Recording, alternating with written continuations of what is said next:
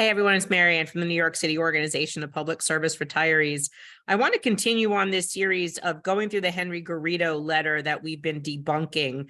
The official letter is up on our website under debunked. You will see it there. There's also one of our videos there with it, but the letter with all of the corrections are there. And I want to just continue going through it because it really is a lot. It's a very long letter, and we will be coming out with a shorter response to it that will be mailed back out. But for right now, I want to go back to the letter and pick up where we left off. So we stopped at this one paragraph right here. We're going to pick up, this is video number 3. And I will put the link in the description of this video to where you can find this document and read it for yourself in your own time. The risks of not moving forward with the new cost-effective plans are severe, including the possibility of the future imposition of premiums for all active workers and retirees. So where does that leave us? Well, our response to that, Henry, is that you have collective bargaining. That is the most important tool you have as a union, and that you should have used that to bargain better. You should have negotiated that the PICA program should come out of the stabilization fund, that more money should have gone into the stabilization fund from the city. That's what you should have been negotiating all of these years. But stealing from retirees to enrich an active union member is criminal. We earned those benefits. This was your future. We earned this. We paid for this. We paid for Medicare since our very first paycheck in our whole entire life and all through our careers. You, as a union leader, should never have advocated for privatizing Medicare for a for-profit company and forcing us into one plan that is managed healthcare. The New York City Health Program was born in choice. It started out with 3 healthcare plans, and it went up to 11 plans for actives and 14 for retirees. And the only reason why retirees had more choices of plans was because as they left the city metro area, they needed regional coverage in order to fit the obligation that was statutorily required that the city will pay the full cost of healthcare up to a specific benchmark for every employee, retiree, and their dependent. If the plan that the city active workers had doesn't cover them because of they're out of the region, then they had to provide them with a plan that would. Next, we said, you said, in our citywide collective bargaining agreement, which DC37 members overwhelmingly ratified in March. I wouldn't say overwhelmingly, Henry, because you really did have a very low turnout. It was overwhelmingly supported based on who voted, but not by your entire membership, which to us, that definitely shows you're losing membership interest and membership support, that they're non-participatory. We see that in your rallies, and we clearly see that in your elections. We added another $50 per member and retiree contribution to cover part of the $165 per member and retiree loss. This will provide some relief, but it is not enough. Now, Henry, let's talk about these MLC agreements. Since you are one of the largest unions in the MLC, you control the vote. Let's just call it what it is, okay? That $165 per member per year, per member per retiree per year, was based upon the MLC agreements. The 14 agreement gave $65. The 2018 agreement gave you an additional $100 if you raised the money by savings, cutbacks, passing copays on to people. If you made over $600 million, and then $668 million was the second one.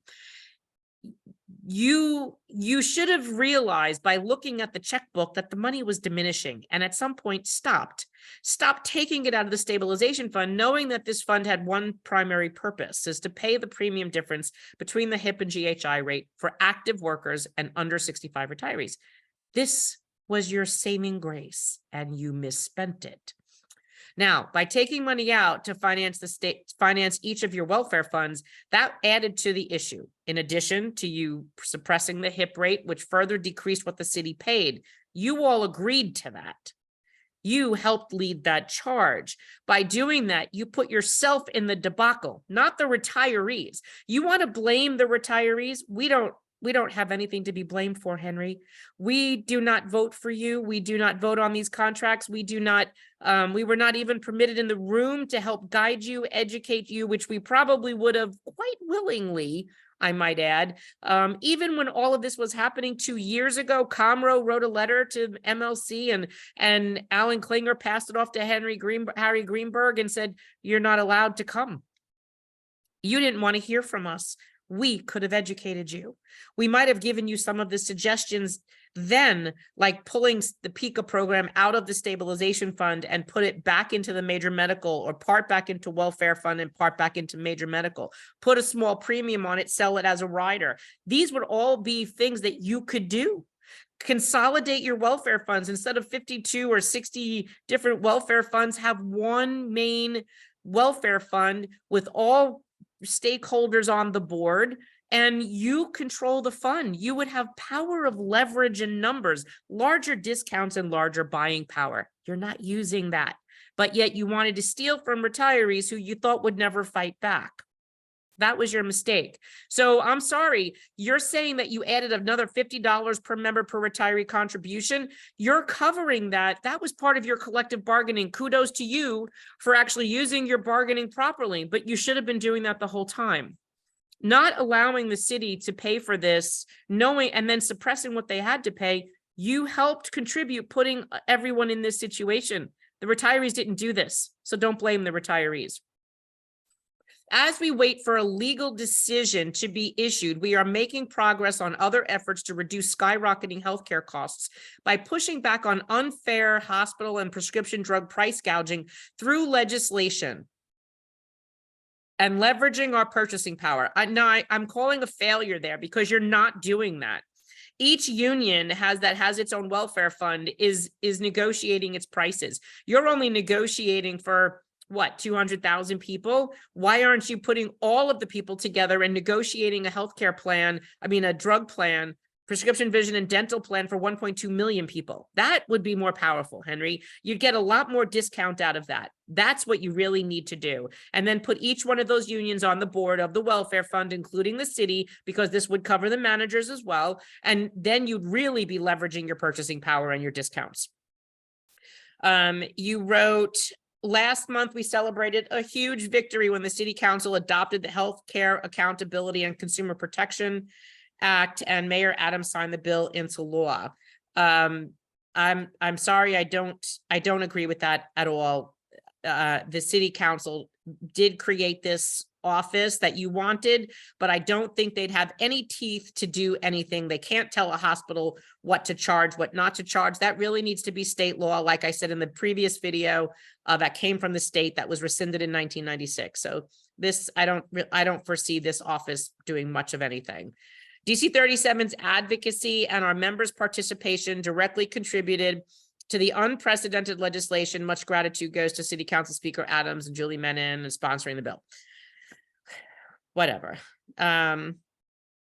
We say it again, you have not used your collective power. What was created cannot infuse cash into the stabilization fund or prevent it from further misuse.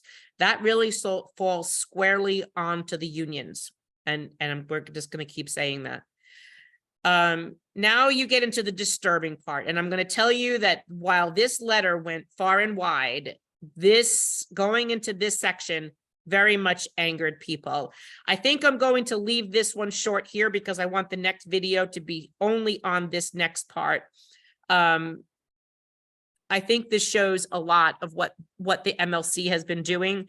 You've been suppressing the HIP rate, passing costs onto employees, passing copays, narrowing networks, prior authorizations. This is what you've been doing, is watering down the active worker healthcare plan. The active workers think that this is being done because of the insurance company doing this. They're not really aware that this is actually happening because their union presidents are negotiating this in the MLC. That, to me, lacks transparency. So, till the next video. This was installation number 3 on this 3-page DC37 letter from Henry Garrido, and this is the Retirees Association debunking this letter. Have a good night.